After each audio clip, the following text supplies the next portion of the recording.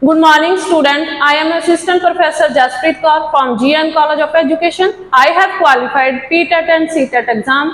Today I will teach you about English language from the ptet paper 2, and this paper consists of 30 marks and it is divided into two parts. First is comprehension and grammar and the second one is pedagogy. And comprehension and grammar consist of 15 marks and pedagogy also consists of 15 marks. So today I will introduce you with the syllabus of English language.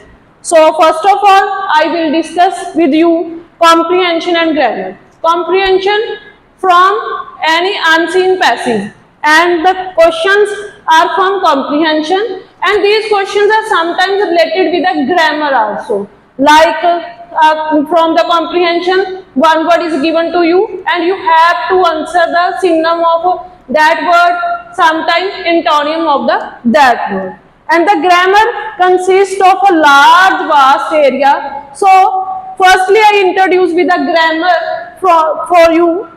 First is the parts of speech.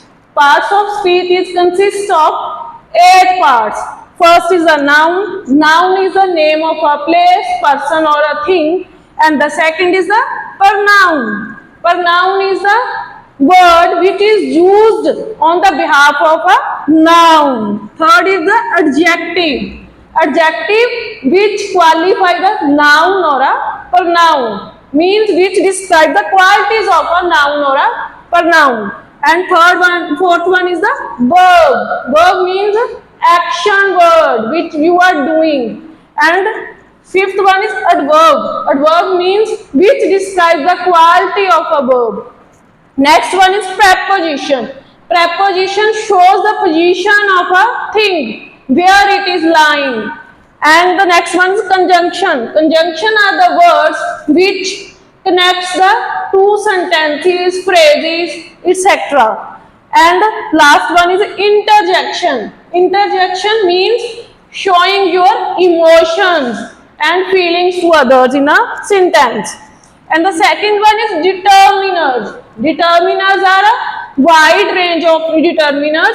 Article are the parts of a determiner. Mostly students are introduced with the articles a and the. There are other more determiners in an English language like any, some, more, much. So these are the determiners.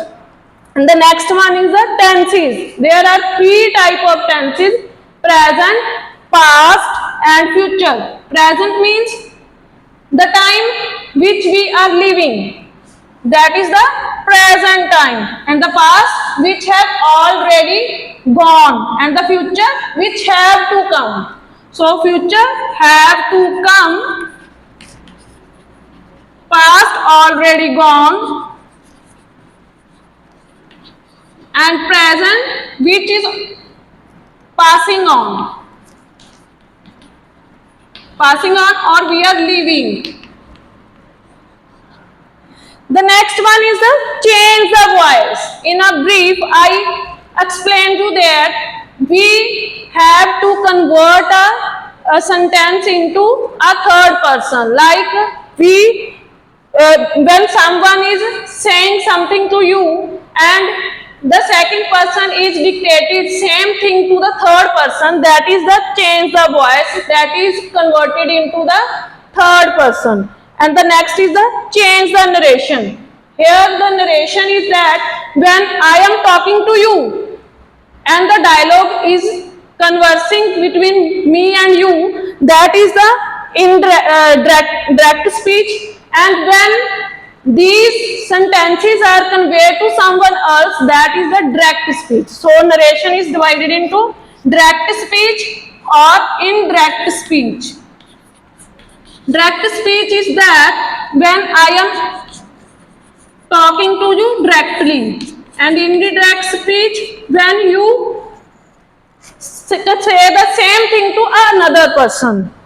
Then the next one is modals. Modals are of 12 types: will, shall, would, should, can, could, may, might, must, have to, need to, dare to. Next one is synonym. Synonym means the same meaning word. Synonym is the word which has the same meaning. And antonyms, which is the opposite word, means which is different from the same word. Next one is one word substitution. One word substitution, like in a Punjabi, बहुते शब्दां दी थां एक शब्द. So we have to say one word for a sentence. Next one is idioms, which is called in a Punjabi or in a Hindi muhavre. So these all things come under grammar and comprehension. These all things are the part of this topic. And the second one is pedagogy. 15 marks paper comes from a pedagogy. Pedagogy means how to teach English. Like in it, first is the language and learning. First of all, you have to know the meaning of a learning and then correlate learning with the language. Like in a first language, like we are Punjabis and our home mother language is a Punjabi. So we learn mother language Punjabi with the subconscious mind, and we learn a second language, that is English. It is also called a target language or a second language, and we learn it with the efforts, and so we learn with it a conscious mind. So unconscious mind is a subconscious or unconscious mind is a acquisition, and conscious mind learning is a learning when we do efforts for learn something. And the second one is principles of teaching English. Which are the principles of teaching English? I start from a phonology, then syntax, then phrases, clauses and sentences. First of all, the student know about a phonology. Phonology means phonemes, sounds. Then comes the syntax. Syntax means words. And then comes phrases or clauses. And the last one is the sentences. So these are the principles of teaching English. Then is language skills. There are 4 skills: listening, speaking, reading and writing. First of all, the student hear someone is speaking a language like a mother language or a English language when he or she enters the school. Then he or she gradually learns the speaking of that language. Then from the listening and speaking, he forwards to the reading part of a skill language, and then he turns to the writing part. Like the student enters in a nursery class, first of all he or she is hearing a apple, b, book. Then he is also speaking afterward, the teacher, and after that he is reading from the alphabetical book, and after that he or she is able to write the formation of A, B, C, D like this. Then next one is challenges of teaching in a diverse classroom. So first of all, you have to know what is a diverse classroom. Like we are living in India, there is the diversity. So the students come from different cultures, different status background, and some students have backward classes, and some students have dyslexia problem. There are so many challenges while teaching in a diverse classroom. There is a crowded classes in Indian schools, so teacher have to face so many problems, and the teacher have a ability or a capacity to teach each and every child according to his or her own ability. Like there is a lot of dialects in a language. Like a child from a Punjab there are 3 or 4 dialects, so the students are able to understand according to their dialect. Next one is evaluating language comprehension and proficiency. Listening, speaking, reading and writing. So the method for evaluation is CCE, that is a comprehensive continuous comprehensive evaluation. CCE, continuous comprehensive evaluation.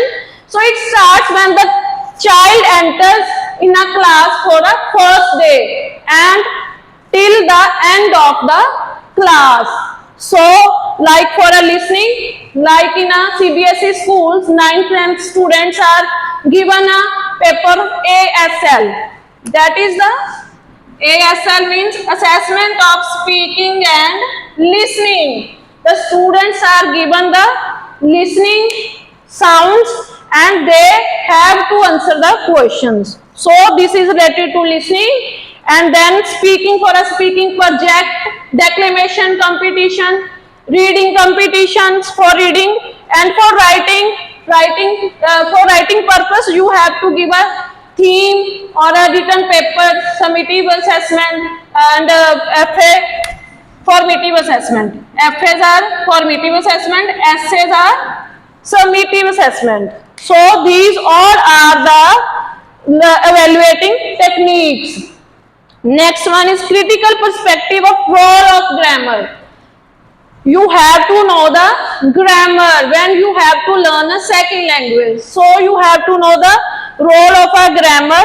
Grammar is, starts with the words, and from words you have to convert it into a clauses or a phrases, then into a sentences. Grammar is a tool from which you can able to convey your message to others.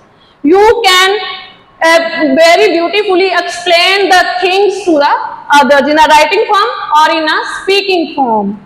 Then the remedial teaching. When the teacher in the class evaluating that some students are lagging behind. So which topic is they can't understand, for that the remedial teaching is done.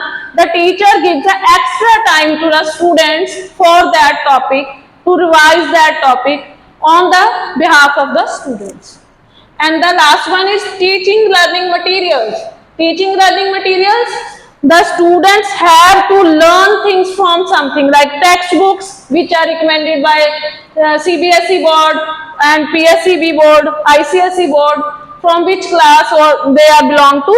And multimedia means from internet, e-books, and you can learn from a radio, tape recorder, from a, you can watch a video of a novel, you can understand easily. So these are the multimedia things, and so that's all about the English language.